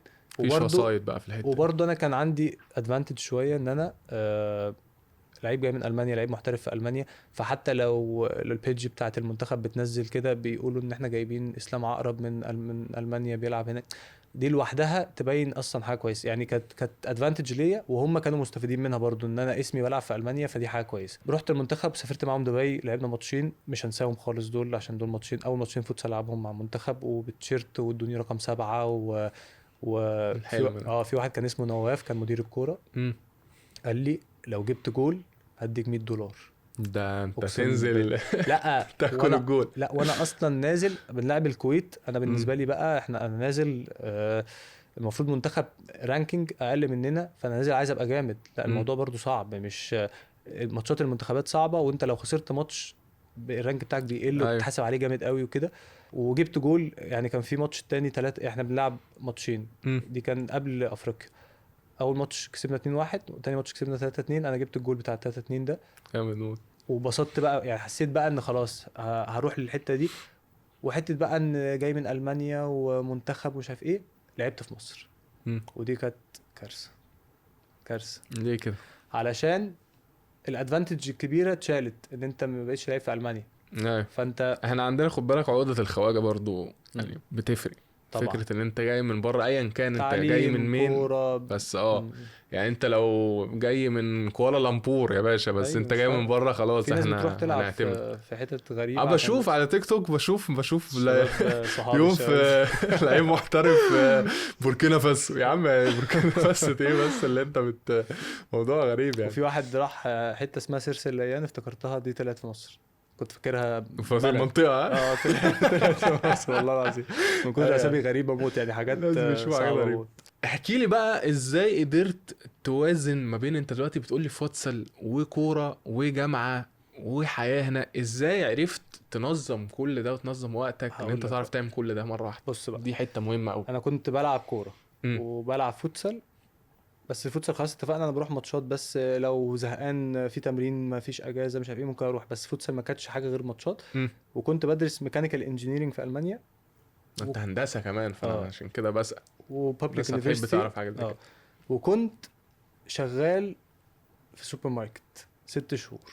كنت شغال فوق اه كل ده اصلا؟ ومش كنت عشان بتشتغل فلوس، كنت كمان؟ شغال ليه في سوبر ماركت، كنت شغال في مكان اسمه بيو لادن، ده اورجانيك شوب. اوكي. الاورجانيك شوب ده كنت شغال فيه علشان يعني البرايسز هناك عاليه قوي، امم فالكوميونتي اللي هيجي لك الناس اللي هي الكبار قوي العواجيز هاي اند هاي اند بيتكلموا الماني فيري فورمال وبروفيشنال، وانا كنت بتكلم الالماني بتاع الشارع اللي هو اوكي. انا كنت رافجي هناك، يعني رافجي بتكلم كاني ايوه تركي فاهم. اه كنت عايز اتعلم اللغه قوي، فاشتغلت بارت تايم 6 شهور هناك. مم. كنت بعمل كل حاجه في المكان مم. علشان اتعامل مع الناس واتكلم مع ده واروح مع ده واجي مع ده. حابب تتعلم اللغة أكتر بطريقة فورمال، فأنت بالنسبة لك دي كانت يعني opportunity حلوة اللي أنت اه انا كنت بتكلم الماني وحش موت، بس كنت دارسه في المدرسه ودارسه في الاي جي وكده عادي، اللي مم. هو اللي هو عندي البيزكس، اللي هو لو حد مثلا قال لي ايش كان دويتش سبريشن اون فيشتين فانا فاهم انت بتقول ايه، بس عشان انا دي ارد شهادة فين عليك. أنت قلت إيه؟ يعني لو حد قال لي كلمه انا مجمع شويه بس بجمع الفيرب ايه، فحاول انت قصدك كده احنا بنتكلم في يعني بجيبها كده. أيوة. لما رحت المانيا اللي ساعدني قوي اول سنه كانوا بيدونا الماني، بس ما كانش حد بيعمل لنا اي حاجه سبيكينج ولا listening ولا اي حاجه، كنا بناخد بس الماني كلغه عادي، وكده كده انت معاك تاشيره، فما حدش هيقول لك عشان تجد تاشيره حسن الماني، مم. فاهم قصدي. مم. فكنت بتكلم الالماني بتاع الكوره، الالماني بتاع الكوره يعني انت بتلعب بتقول له حاسب في ظهرك معاك وقت، فالكلمات دي اللي عندي، دي اللي خلاص بقيت انا متاسس على الكلمات دي. بعد كده بقى فاهمك، مم. بس هرد عليك هرد انجلش. فهنقف عند الحته دي ان في المانيا انت لو معكش لغه انت متسوح شويه، مم. ومتسوح شويه مع البني ادمين مش مع الشغل او كده، ولو اتسوحت مع البني ادمين هناك مش هتعيش حياه مبسوطه خالص، لان أنا هي حاسس بيك حياه. حاسس بيك جدا. اسبانيا برضو كانت نفس الكلام. انت هو بالنسبه لهم ان انت تعرف اللغه بتاعتنا دي انت خلاص انت بقيت واحد مم. مننا، فالتعامل بيبقى حلو. سهل. لكن مم. خلاص لك انت هتخش هتلاقيني بقول لك كلمتين انجلش، يا عم خلاص بقى روح شوف روح مش شوف. بس خلاص، انا اصحابي هنا قاعدين لو واحد جه مثلا اجنبي وبيتكلم مثلا انجلش وهم مش فاهمين قوي هيكبروا دماغهم، فبرضه مش لازم بره، بس احنا هنا برضه ممكن مش لازم تبقى حاجه وحشه، فاهم قصدي. ايوه لا انا مش قصدي ان هو، انا قصدي بس الوضع هناك بيبقى بس مختلف. سبين اللغه هو عامل زي مصر شويه، المانيا مش كده، المانيا انا هعرف اتكلم قوي انجلش بس انا مم. مش هتكلم ليه، عشان اقرصك عشان تتعلم، علشان انا عايزك تبقى عندك اللغه بتاعتي. مم. دي كانت موجوده قوي، وانا كنت جوه نفسي حاسس ان انا مش عايز حد يعاملني كده، ومش عايز ابقى اكلم حد فما يردش عليا او يشوح لي اللي هو مش فاهمك خلاص فاهم. مم. فده اللي خلاني انزل بارت تايم، وكنت بنزل اصلا من 6 الصبح ل 11 قبل الجامعه، فكانت بالنسبه لي اعود نفسي بقى الماني فاهم. انا 6 اه الصبح هنزل الشارع، اشتريت بايك وركنتها جوه يعني جوه الانترنس بتاع البيت، اوكي. وانزل يا باشا، وكنت هنزل بقى اول يوم نزلت في حياتي الساعه 6 الصبح دي، مم. اقسم بالله انا نازل مفيش نور اصلا لسه الشروق ما طلعش، الشمس بتطلع فانا متأخر. نازل بقى مش لابس تقيل موت ومشغل الايربودز وكل حاجه، ان انا عامل حسابي همشي بقى تلت ساعه بقى في الصحراء. مم. نزلت الظهر في مصر، الناس كلها رايحه الشغل وجاي، انا مش فاهم في ايه فاهم، ايه المجتمع ده؟ مش مصدق، ده انا بالنسبه لي انا الوحيد اللي صاحي في المانيا، انا عامل حسابي ان ايوه انا اللي هو بقى هروح خلاص. اشتغل مش هلاقي حد، لا ورحت لقيت شغل وناس هناك شغاله وجاي من بدري فاهم، يعني انا اصلا مطبق، انا جاي مطبق يعني انا اصلا ما نمتش، انتوا انا صحيتوا رايح، امتى يا جدعان؟ انا انا فاكر انا رايح سابقكم. وعامل حسابي ان انا خلاص هسكيب الجامعه النهارده وانام، اللي هو اول يوم ايوه عشان نمشي الدنيا فاهم. ايوه. لقيت الدنيا عادي والدنيا سهله، وقدام شويه لما اتعلمت انا دلوقتي بعمل ممكن 5 6 حاجات اللي مساعدني فيها ده، ان مم. انا كنت ببص قبل ما اسافر المانيا ان الحياه هنام 10 ساعات 11 ساعه 9 ساعات، هصحى اعمل حاجه او حاجتين في يومي، اليوم خلص. لا، في ناس بتعمل 4 و5 و6 حاجات كبار، واليوم في وقت، واليوم في وقت تهزر وتاكل وتشرب انت وتروح. يومك كان متقسم ازاي يعني؟ قول لي كده. يوم عادي، اقول لك يوم عادي. كيوم يعني انت صحيت دلوقتي، صحيت الساعه ايه؟ 5؟ انا بصحى الساعه 6. ماشي. 6 ونص بقى في الشغل بالبايك، الشغل بيني وبينه ربع ساعه، اقول لك اكتر فتره زحمه. ماشي. وبعدين برجع من الشغل الساعه 11 ونص على المنزه بتاعت الجامعه اكل في المكان اللي هو يعني انت بتصحى 6 بتنزل الشغل 6 ونص، تخلص بخلص 11 الساعه 10 ونص 11 ابقى في المنزه باكل. اوكي. في الجامعه. في الجامعه. تمام. اول محاضره 11 ونص، احضر محاضرتين 3، اخلص اروح التمرين بيبقى ساعات 5 ساعات 4 على حسب بقى وينتر تايم ولا سمر تايم ايا كان. فخلصت المحاضرتين 3، محاضره اصلا كمان هناك ساعه، وبيقول لك الحاجات قوي ومفيش بقى واصلا وريكوردد، فانت لو في حاجه فاتتك مش هتقف تسال، انت كده في متسجله كلها فيديو ريكوردد، فانت تقدر ترجع لها تاني وكل حاجه. وبعدين اروح التمرين، بخلص بقى التمرين.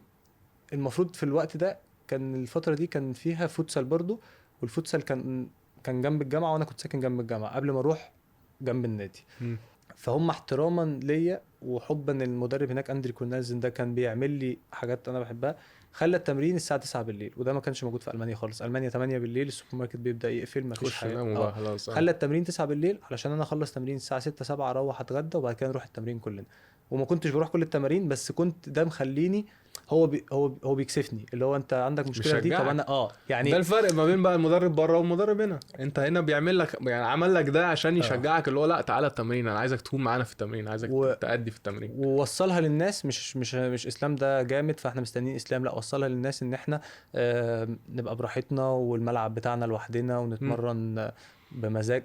هو اصلا كان عامل فايبس، يعني كل واحد بيعمل حاجه في حتته بيعملها حلوه قوي، بيعملها هو مبسوط بيها، مش بيعملها عشان انا جاي البودكاست عشان حد كلمني فيلا نخلص الدنيا عشان عايز امشي، لا، هو جاي حابب الساعتين دول، فاهم قصدي؟ فهو عايز يعمل احسن حاجه. فلا، انا لو عارف اجيب اسلام، ومش عشان اسلام، لو كان في فارس، وفارس ده هو حاسس انه هيستفاد منه، واسلام عنده حاجه تانية كان هيقرب للاثنين عشان يبقوا موجودين، او يعمل مثلا 3 تمارين كده ويومين كده، فيبقى ده موجود وده موجود.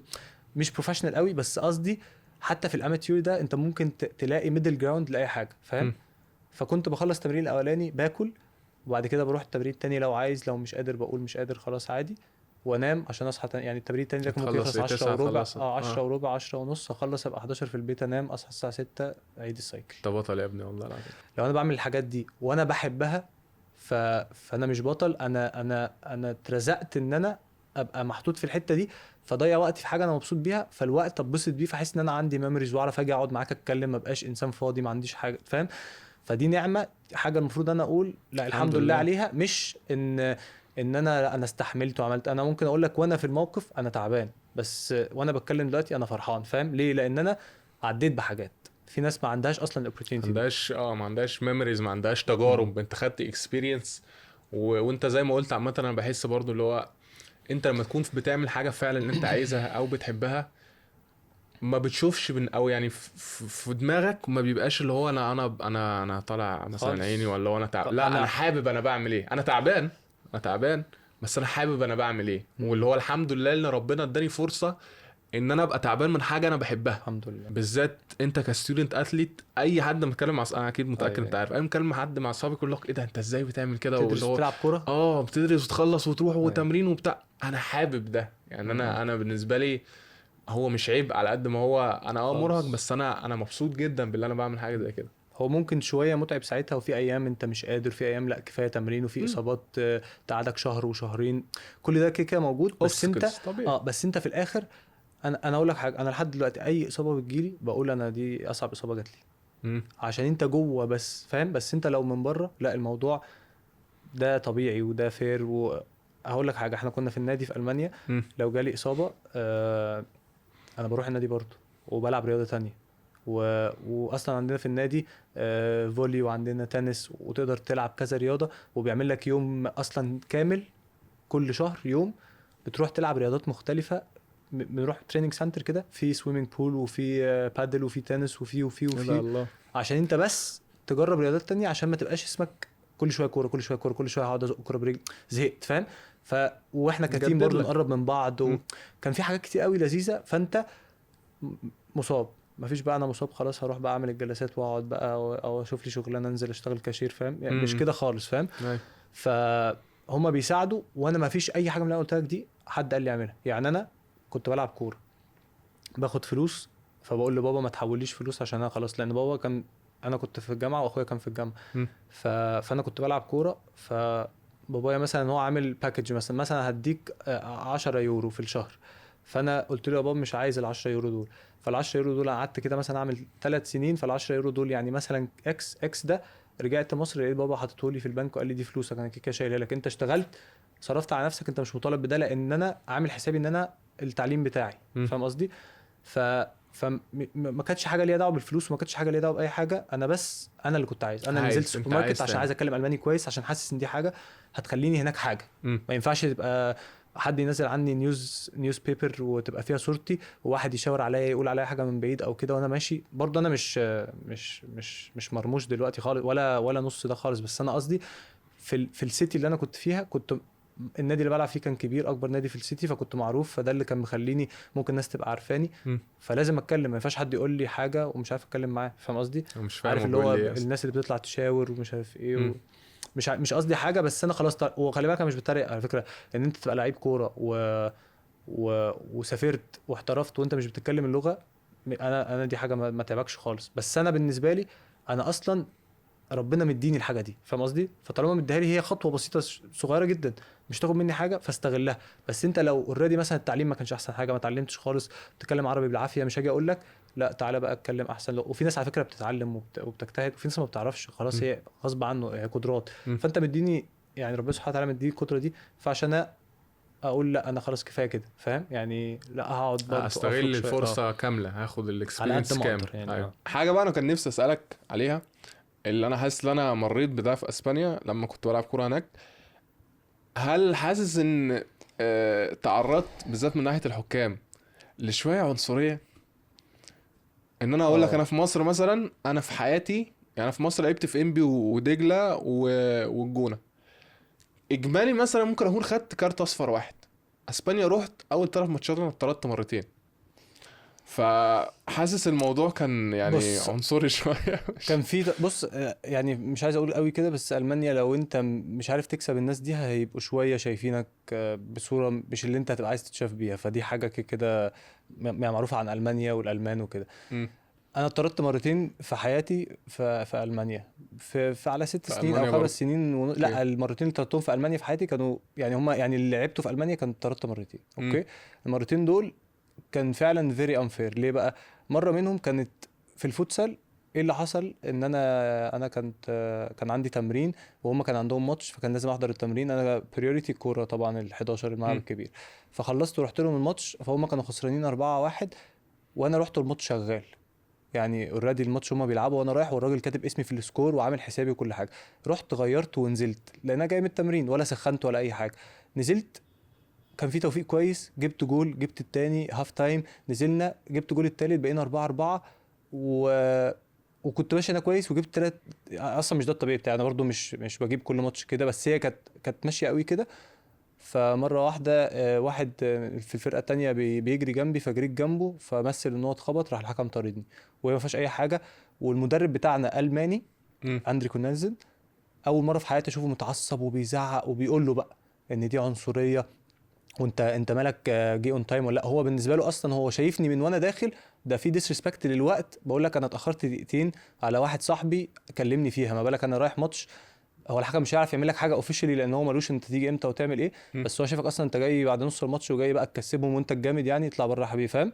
هو حسبها كده. هو بيتضايقوا من الحته دي اللي هو انت ما تشوفش نفسك علينا. اللي انا برضو حاسس انا موقف شبيه لده. انا كنت كان ماتش يعني كان ماتش نار تمام. انا نزلت ما بين الشوطين، فانا نزلت اول كوره واد راح جيت دخل شايلني. فانا طبيعي اللي هو يعني برياكشن طبيعي اللي هو ايه ده يا عم في ايه وبتاع. فمسكوا بقى الفرقتين مسكوا في بعض. فجت هي كانت حكم كان بنت جت بتقول لي انت منين؟ انت منين؟ قلت لها مصر. بجد والله؟ والله بتقول لي انت منين؟ قلت لها انا مصري يعني. قالت لي انت فاكر ان انت هتسيب بلدك وجاي هنا تعمل مشاكل عندنا؟ بص لها كده اللي هو ايه ده؟ طب انا ما عملتش حاجه اصلا. انا عادي حاجه انا اللي ضربت. مش يعني انا اللي مصدق والله. اتضربت. ايه ده؟ فعشان كده سالتك عن حاجه زي كده. لا بس انا خرجت بضحك من الماتش لان انا فاهم قوي ده وفاهم في الكوره ان هي بتتحسب اللي هو انت مش النجم يعني عشان تيجي تعمل كده، مم. وهي كان اصلا توفيق بس اليوم ده، فخرجت اضحك. فهو اداني طرد، المفروض ماتشين اداني 4 ماتشات عشان ضحكت يعني. أصلاً. كاتب اصلا في التقرير انه لما خرج ضحك، ايه المشكله؟ وما ضحكتش بصوت عالي، انا قعدت بره على في المدرج وضحكت، ابتسمت، فاهم يعني، قاعد مبتسم مش مصدق. وحتى اصحابي كانوا قاعدين بره وبتاع، قعدنا نضحك اللي هو يعني ما عملتش حاجه اوفنسيف للحكم، ما كلمتوش ما بصيتلوش، خدت بعضي ومشيت. فهو حس اللي هو مش كفايه، لا خد يا معلم 4 ماتشات، الراجل فاهم؟ مبسوط بحياته، يلا 4 ماتشات. اقسم بالله فعلا. اطلع لا بره. وانا خلاص عادي، انا كده كده بلعب كوره فمش فارق لي. فهو برضه يعني مش فاهم ده، هو فاكر ان انا ممكن اكون في الجامعه او حاجه، فخلصت جامعه متاخر فجيت. مم. هو ما اعرفش هما بيحسبوها ازاي، بس انا بقى مش هقعد ابرر واشرح لك وبتاع، انت عايز تعمل كده براحتك، مم. فاهم؟ المره التانية اللي اتطردت فيها غلطتي انا موت بقى. اول 5 دقايق بلعب ملعب كبير في ال11، بستلم الكوره في نص الملعب، ما عملتش سكان، الولد اتقطع مني، جاب جول 1-0. اول 5 دقايق اول ماتش كنت العبه في الفرقه. مم. آه، اول حاجه لقيتها ايه؟ الراجل اللي مكاني المدرب قال له قوم سخن، ماشي. مم. و... والراجل جاب جول، ماشي. فانا خلاص انا خارج انا هبوظ الدنيا بقى خالص، فاهم؟ يلا بقى طلبت خربانه معايا بقى. طلبت معايا بقى خلاص، انا كده مش يعني متضايق، انا متضايق. فالكرة اللي بعديها رايح واحد تاكل هوب يلا طرد، قعدت انا واللي بيسخن بره بركه نقعد الله. احنا الاثنين والله. والله ما انت لازم. بس دي غلطتي. بس في عنصرية، في عنصرية. انا كنت متوفق شوية ان الناس كانت بتحبني، اللي في النادي اللي في الجامعة، كان عندي صحاب شوية. ما كنتش بكوميونيكيت مع ناس ما اعرفهاش، فما قابلتش العنصرية دي، اللي هو حتى الشغل اللي انا اشتغلته جات لي الاوبورتونيتي من ناس صحابي. مم. فصحابي اصلا هناك، فهم دايما اللي بيعملوا لي سبورت. بس انا ما كنتش عمري الحمد لله لوحدي، كانت ماما تقعد تقول لي ربنا يوقف لك ولاد الحلال، كانوا موجودين بقى، فاهم؟ اللي مم. هو الناس اصلا بتعمل لك السبورت، فانت مش بتحس انك غريب او مش بتحس انك محتاج تفرض نفسك عشان اللي قدامك يتقبلك. لا انا قاعد في حته مرتاح فيها، ولو مش مرتاح كنت بمشي. بس انا ما قابلتش ده. حاولت احسن بس اللغه عشان اكوميونيكيت كويس، مش عشان انا حاسس ان انا في عنصريه، على قد ما انا حاسس ان انا هيبقى في عنصريه. مم. مش هعرف، هحس ان انا قليل، هحس ان انا مش فاهمك، هحس ان انت ممكن تتريق عليا وانا مش فاهم. مم. فده ده اللي خلاني. بس غير كده في عنصريه انا يعني ما واجهتهاش قوي بصراحه يعني. خلينا نخش شويه طالما بما ان احنا فتحنا الموضوع اللي احنا نخش يعني نشوف كده ايه كمقارنات اسبانيا مقارنه بالمانيا. انت الدراسه عندك كان كلها بالانجلش؟ لا انا الدراسه عندي كانت جزء انجليش مم. وجزء الماني، وفي جزء الماني بس يعني بابليك، يعني براحتك. بس مم. انا في الاخر درست انجليش اوكي. يعني، كان اسهل لي.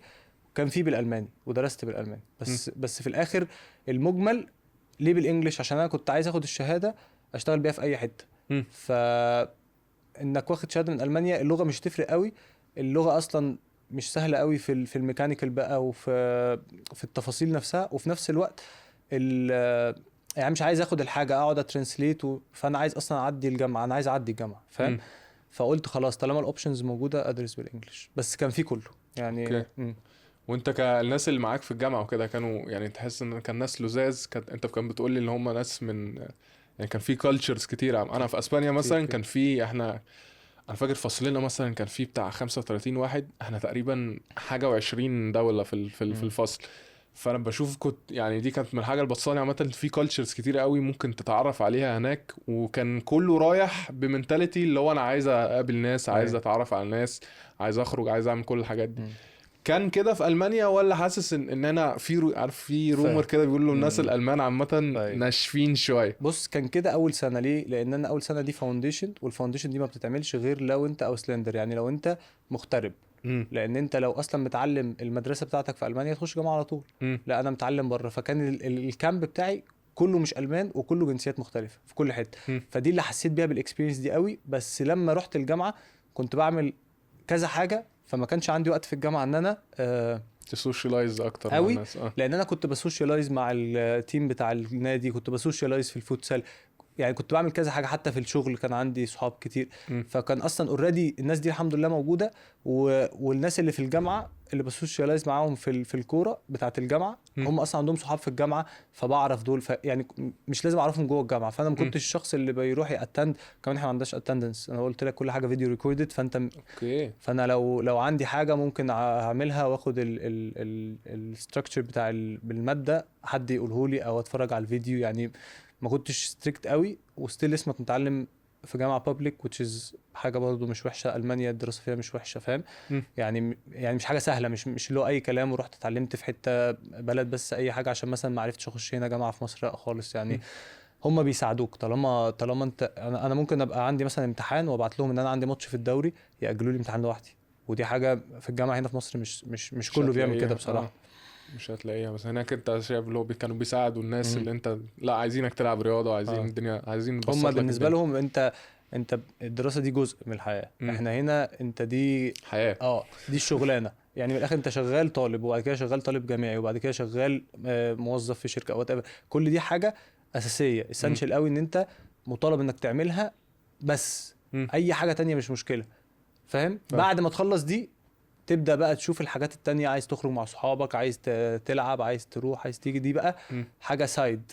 بس بره مش كده، بره هم كلهم سايدز بيجمعوا في الاخر بني ادم، فاهم قصدي؟ بيجمعوا حياتك، اللايف ستايل بتاعك. طيب انت في البدايه خالص كنت كلمتني عن ان انت بتشتغل في ايجنسي بتساعد الناس ان هي تسافر وتلعب كوره. احكي لي اكتر، ازاي بيعملوا ايه، بتروح فين، ايه البروسيس بيبقى شكله عامل ازاي؟ بص انا دي دخلت فيها صدفه جدا جدا. ايه اللي حصل؟ انا كنت في مدرسه في المعادي. المدرسه دي كان فيها بنت اسمها ميرنا اعرفها، فروحت الساحل لعبت تورنمنت. التورنمنت دي كانت سبونسرد بحاجه بالنسبه لي، حاجه ما كنتش عارف ايه الحاجه دي، اسمها يونيبال. الحاجه دي ودونا نروح نلعب تورنمنت في ماونتن فيو. فانا واحد صاحبي قال لي في تورنمنت تعالى العب، كده كده بلعب دورات ساحل، دورات رمضان، مش عارف ايه، طالما انا في مصر بلعب. فروحت لعبت، فلقيت البنت صاحبتي اللي كانت معايا، فاتكلمنا، فطلع ان الايجنسي دي بتاعت اختها. فاتكلمنا مع بعض، قالوا لي طب انت ما تعرفش كونكشنز بره، احنا بندور مش عارف ايه. فبدا الموضوع من هنا. بدات بقى افكر ان انا اروح اكلم الناس اللي انا اعرفها بره، ويبقى عندي كونكشنز وابني بيز. ان انت لو عايز تسفر دلوقتي مثلا 30 واحد يلعبوا، انا اخليهم لك يروحوا انديه يلعبوا. في ترايلز ممكن تبقى بس عشان انت لعيب جامد، بس عشان انت جاي من حته كويسه، بس عشان انت لعبت ناشونال تيم. وفي ناس بنزقها احنا جامد قوي علشان مثلا ممكن ولد يجي معهوش فيديو اصلا، فان انا اسفره دي حاجه صعبه قوي. وكمان انا في باكج بتبقى للايجنسي اللي بره اللي بتصفر. يعني انا من الاخر ريبريزنتيف، مش انا صاحب الحاجه. بس الباكج دي انا بشوفها بتبقى كبيره قوي لو انت طالع تلعب كوره بس. ففكره اصلا يونيبال ان هي جت في الموضوع ان هو يبقى هو اصلا بيصفر وهو بيعمل كل حاجه وانا ماليش دعوه، وفي الاخر الولد وصل هناك اوديه انا النادي، البارت قليل والفلوس بتقل، فبتبقى الاوبورتونيتيز اكتر. وفي الاخر انا مش هستفاد حاجه لما تعمل تاشيره وتدفع كل الكلام ده. انا ماليش علاقه. أوكي. انت لو في مصر وعايز تلعب كوره في النادي، انا هقول لك روح النادي الفلاني، فاهم قصدي؟ فانا بعمل نفس الكلمه، روح النادي الفلاني. فالنادي الفلاني ده مش روح يعني حد ايجنت بيروح وكده، بس قصدي فكره انك تبقى في النادي دي بس، ده البارت بتاعي. الباقي كله انا ما كنتش عايز اخش في الهادك ده، مش عايز اعمله، لان انا علاقاتي بره بالكوره بس، ما اعرفش حد يطلع لك تاشيره، يعني ممكن نسال، فاهم؟ اوكي. بس انا ريليتد مور بالكوره. فريليتد بالكوره يعني ايه؟ يعني خلاص فكرت بقى فكره ان في ايجنسيز بتصفر، فالايجنسي دي تصفر الولد، انا اخده اخليه يروح النادي يعمل ترايل. يعني انت مسؤول عن حته ان انا هشوف لك نادي. هتجي لي انت بقى ازاي؟ دي مش بتاعتي. لان انا كمان مش فري ايجنت. يعني مش فري ايجنت، يعني انا مش هاخدك من ايدك والف بيك على الانديه وانزلك ويا تتاخد يا ما تتاخدش. لا، انا هتعامل مع الايجنسيز اللي بره، وايجنسيز مش بتعمل بس عشان ياخدوا فلوس او كده. لا، ايجنسيز بتصفر ولاد فيري بروفيشنال توب ليفل. ومشكله ان انا لعبت في ليفل كويس، فعشان اكلم حد عشان يروح ليفل مش احسن حاجه، هي اصلا مش محتاجه، فاهم قصدي؟ يعني هو لو متمشى كده وعدى من على بوابه النادي قال لهم انا عايز العب هلعب. فاحنا بس بنبروفايد في ليفل بروفيشنال، سيمي بروفيشنال في الليفلز دي. يعني اماتيور قوي دي بتبقى صعبه شويه بالنسبه لي انا. فالايجنسيز بتقول لي ابعت لنا فيديو، فببعت الفيديو، عندهم اناليسيس تيم الاناليسيس تيم ده بيشوف الفيديو، بيشوف الليفل، بيشوف كل حاجه، بيبعت لي. عندي تيم صغير، احنا 4. التيم ده في حد واخد سيرتيفيكت من برشلونه ان هو فوتبول اناليسيس، بيراجع على الناس دي ان فعلا لا الولد ده يلعب في الليفل ده، ولا هم بس عندهم النادي ده فمش ما عندوش اوبورتيونيتي تانية فبيقنعني بيه، لان هو برضو بيبوش. فاهم قصدي؟ اوكي، يعني انت عندك فريق اوريدي، انت بتانلايز الولد ده مثلا الليفل بتاعه هيبقى عامل ازاي، فعلى اساس ده بترشح له بقى النادي او الليفل اللي انت انا حاسس بخلي هيليق الايجنسي بيه. ترشح وانا براجع عليها، بسوبرفايز، بشوف ده مستاهل ولا لا. طب الايجنسي قالت لي ده ممكن مثلا الولد ده درجه ثالثه، انا شايف انه ممكن احسن شويه، نديبيت بقى ونقعد نتكلم طب نروح في حته تانية، طب نادي اسمه مش اكبر، بس اقعد بقى ديبيت انا معاهم لحد ما نوصل لحاجه كويسه. وفي الاخر انا شايل هيدك كل حاجه من عليا، انا بس مركز في الكوره. يعني اي بقى بارت هتتعلم فين، هتدرس ايه، انا فاهم دي حاجه مهمه قوي، بس انا لو ركزت فيها مش هعمل الكوره 100%. انا عايز اعمل 100% كوره و0% اي حاجه تانية. بس لو عملت مثلا 50% دراسه فمش هوديك احسن جامعه، وبعد كده هيبقى قدامهم 20% تاشيره واقامه ايا كان الجامعه بتبروفايد ولا لا، وبعد كده اركز على الكوره، فهتاخد مني انا الكواليتي اللي هتطلع مني مش تبقى اقوى حاجه. فانت بالنسبه لك الفكره اللي جت ان انت عشان انا تروح اتعرض عليا كتير اليونيبال. قوي لما كنت في المانيا ان ناس قالوا لي احنا هنسفر لك ولاد تلعب كوره وانت كلم الناس، فدي كانت حاجه اوريدي سمعتها. لما بس جت فكره ان حد اتكلم معايا وعلاء قال لي ايه رايك نعمل 1 2 3 وتعالى ننزل ميتنج، وانا برضو بتعامل مع الناس دي ان احنا من المعادي فعارفين بعض ونفس المدرسه، مش واخدها شغلانه. انا قلت ايه الناس دي يعني ناس كويسه وبتعامل معاها، فهشوف عادي هنزل اقعد معاهم والدنيا لذيذه وخلاص. فاهم انت كنت قصدي؟ واخدها بدايه اللي هو انا عايز اساعد بس مش هشتغل عادي. لان انا اصلا انا رايح اسمع منهم وانا مش مكلم حد. فاهم قصدي؟ انا عايز اعرف انتوا عايزين ايه بالظبط عشان اشوف انا هعرف اعمله ولا لا. لما لقيت ان فعلا الحاجه دي مطلوبه وفي ناس كتير عايزه ومش صعبه تسافر، الفكره ان انت هنا بتروح لوكيل بيقول لك هاخد منك 30,000 يورو عشان اوديك نادي ماليش دعوه بالجامعه خالص. فانت لو قلت له طب رحت نفس الوكيل ده قلت له طب انا في اصلا حد هيروح يوديني جامعه فانا هبقى هناك، هو بنسبه كبيره هياخد نفس 30,000 يورو، ولو ال 30,000 دول هينزل منهم هيخليهم 25 which is too much. ليه too much؟ عشان انت هو بالنسبه له هو بيكسب في كل كاتيجوري، يعني بياخد هنا فلوس وهنا فلوس وهنا فلوس وهنا فلوس، فبيجمع باكج بالنسبه له مرضيه، فهو مش هينزل المكسب بتاعه ده. فاهم؟ انا لو ايجنسي جات لي تانية وقالت لي احنا هنسفر ولاد وتعالى وديهم انديه، انا برضو اشتغل معاهم. ليه؟ لان انا عامل كولاب. بس كولاب يعني ايه؟ يعني انت هتديني الولاد انا هوديهم لك الانديه، انت بقى اكس واي، انا مش شاغل بالي بالحته دي على قد ما انا لازم بس تبقى انت تراستد، ولازم تبقى انت انا شايف ان انت اوريدي عندك فوليوم يخليني اروح، مش مثلا بتسفر ولدين في السنه او وات ايفر، بلس ان ما عندكش مشاكل. يعني ما عندكش مشاكل، يعني انت وديت الولد فالولد راح فحصل مشكله في الجامعه فانت رحت نقله جامعه تانية، ما احنا كده هنغير اصلا كل اللي اشتغلنا عليه. لان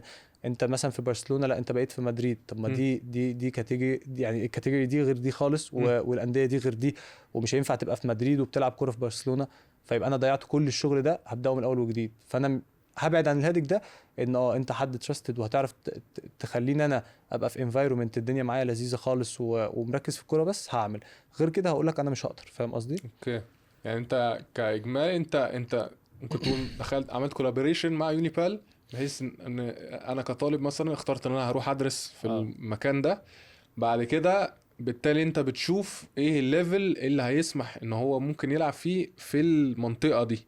يس. يعني هو يونيبال طبعا بتشيل بقى حته السفر وكده زي ما قلت اللي انت مالكش دعوه بيها، وانا مش بشتغل مع الولد غير لما بيطلعوا تاشيره.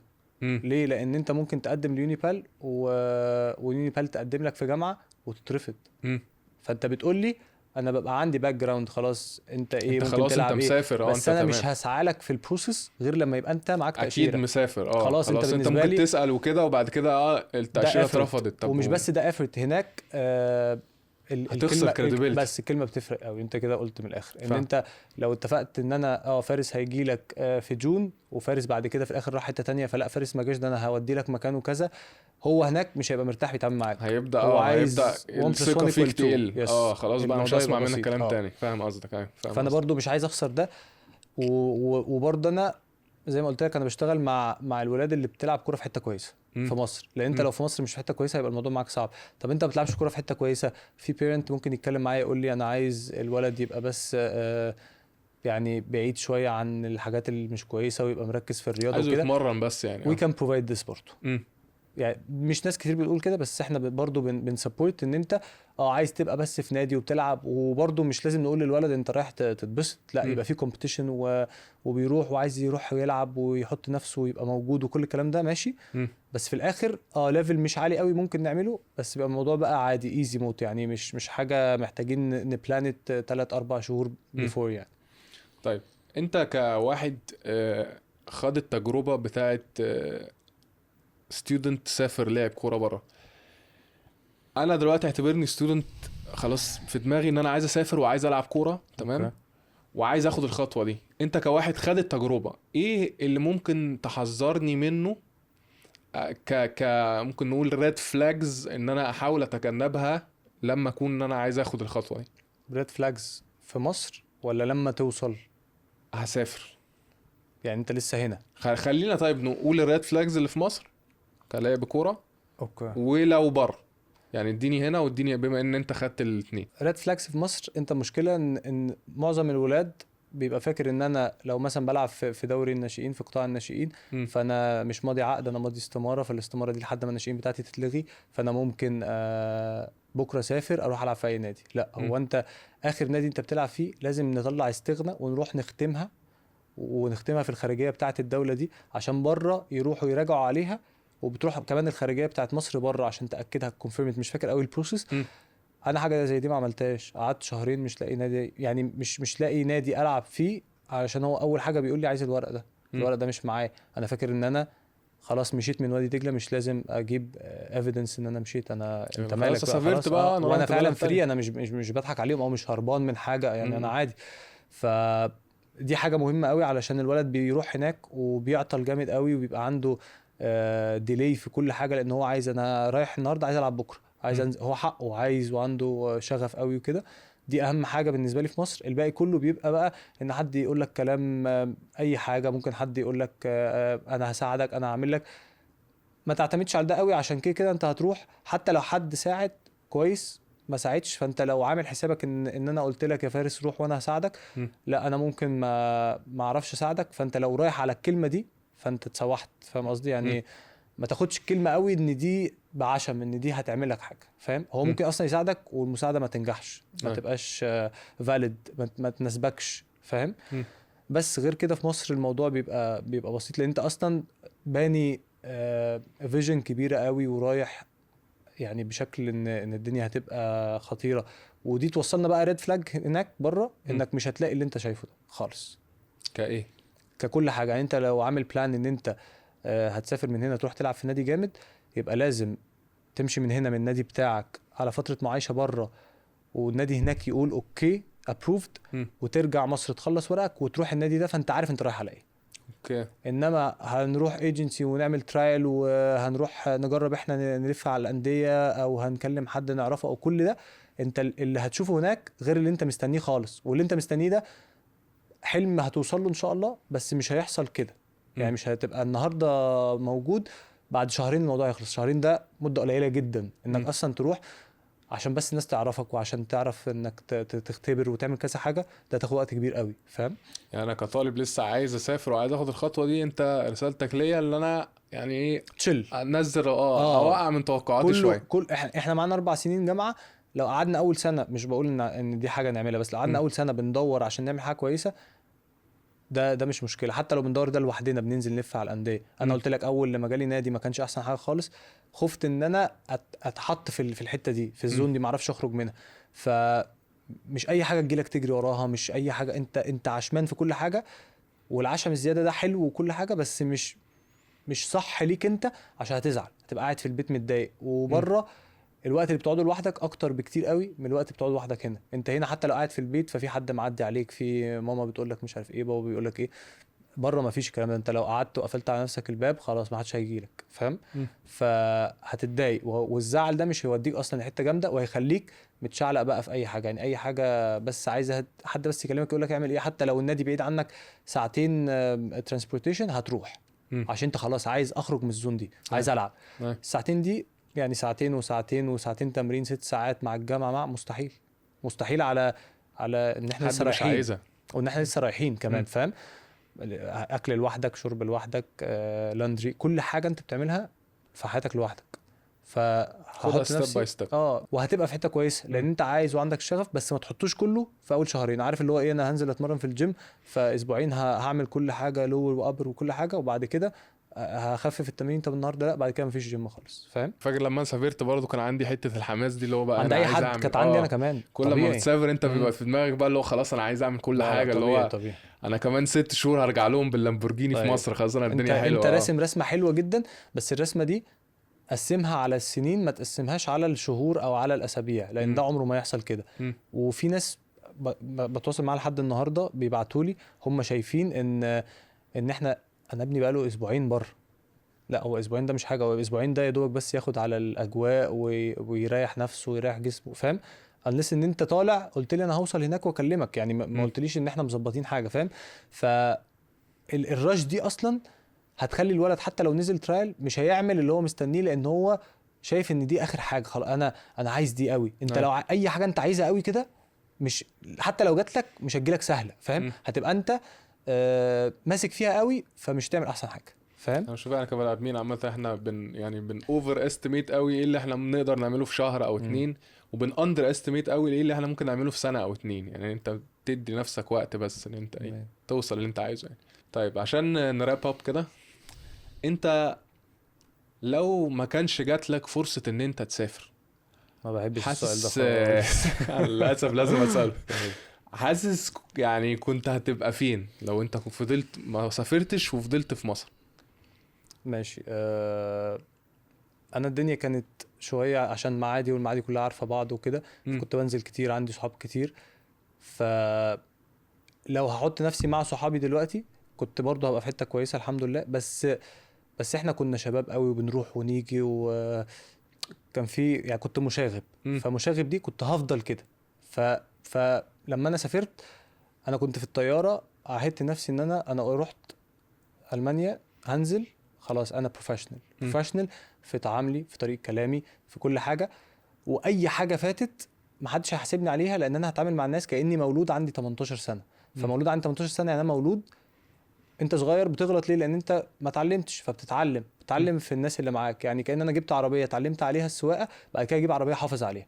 فانا 18 سنه دي ماتيور كفايه ان انا عارف انا بقول ايه، عارف انا هغلط ولا لا، عارف انا هعمل ايه. والناس دي they're gonna judge، بس هيجادج من اليوم اللي انت سافرت فيه، مش من انت كنت بتعمل ايه في بلدك فاهم قصدي. قبل كده بقى اتمسح انت بدايه جديده بالنسبه لك، فريش ففكره ستارت. بدايه جديده دي بتشيل من عليك هدك كبير قوي. غير ان انا قاعد هنا كل شويه متاخد عنك انطباع هيفضل موجود، او انت مثلا لعبي وبتنزل كتير وبتخرج كتير، فدي حاجه which is مصر اصلا اللايف ستايل بتاعها بالنسبه لبره خطير يعني مش طبيعي.